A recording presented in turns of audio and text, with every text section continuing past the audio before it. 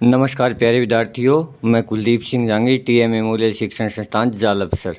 तो आज हम अपना पढ़ेंगे अगला प्रोनाउन इनडेफिनेट प्रोनाउन।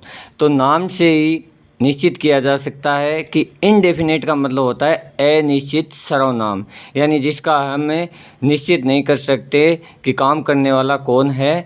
तो उसके अंदर हम जैसे देखें हैं, सम है, एवरी है, एनी है, नो है, तो इस तरीके के ये सभी के सभी हैं वो क्या है, अनिश्चित सर्वनाम है। तो अब हम इसकी देखें तो उससे पहले बता देता हूं कि आप आज के बाद इसके अंदर कंफ्यूज नहीं होंगे कि इसका प्रयोग कहाँ होगा, वर्ब की कौन सी अवस्था इसके अंदर है। तो सबसे पहले हम देखते हैं परिभाषा। तो indefinite pronoun is a word that refers to a person, यानी व्यक्ति, थिंग वस्तु, क्वांटिटी यानी कि मात्रा या संख्या, without naming any specific one, यानी किसी का कोई विशेष नाम नहीं होकर के सीधा बोल दिया कि कुछ, कोई, इस तरीके का जो शब्द होते हैं वो इनडेफिनेट होते हैं।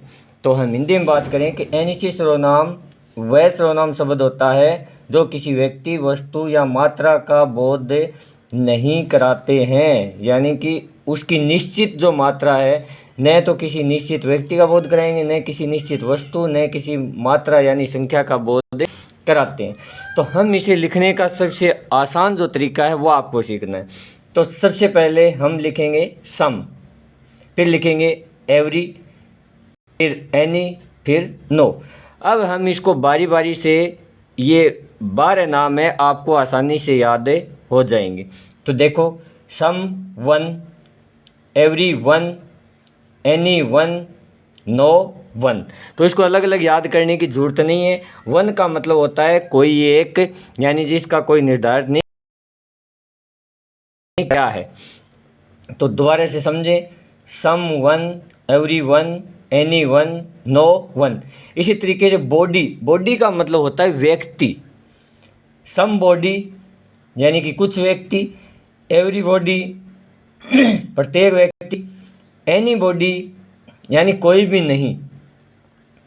एनी का मतलब कोई भी व्यक्ति यानी जिसका नाम निर्धारित नहीं है। नो बॉडी का मतलब कोई भी नहीं। तो इसी तरीके से समथिंग कुछ से, एवरीथिंग, एनीथिंग, नथिंग।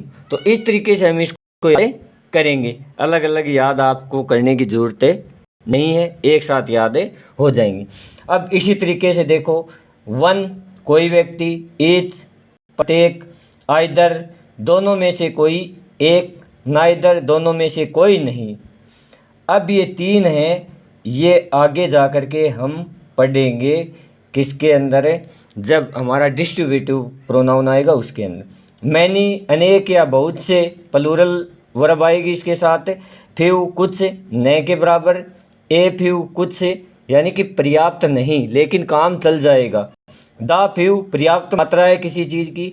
लिटल बहुत कम, नगण्य, जैसे कि किसी गिलास के अंदर अगर लिटल मिल्क है तो उससे चाय नहीं बन सकती, वह नगण्य नहीं के बराबर है। ए लिटल थोड़ा सा यानी कि पर्याप्त काम चल जाएगा।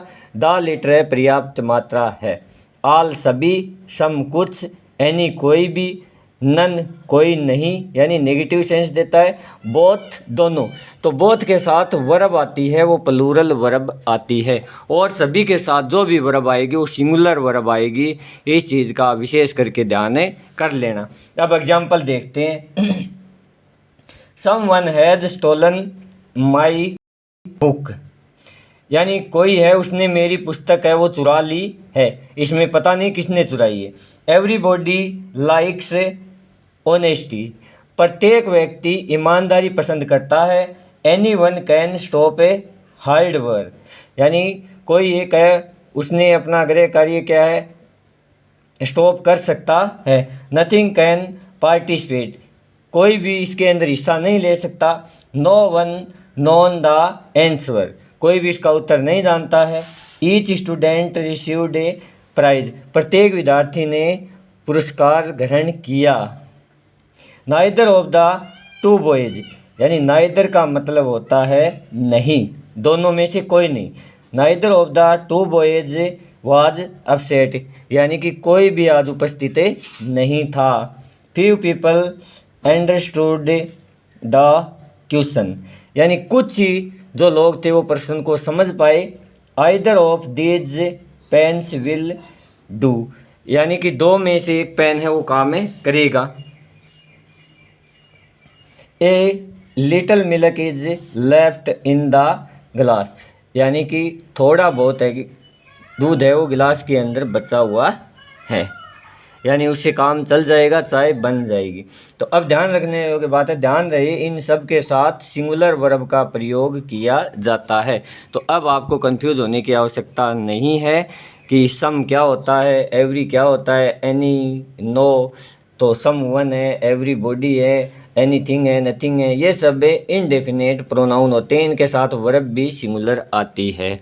तो वीडियो आपको पसंद आए तो ज़्यादा से ज़्यादा लाइक और शेयर करें और कमेंट भी, और क्योंकि इससे मेरा हौसला है वो अफजाई होगा। तो यूट्यूब चैनल को सब्सक्राइब भी कर लेवें। धन्यवाद।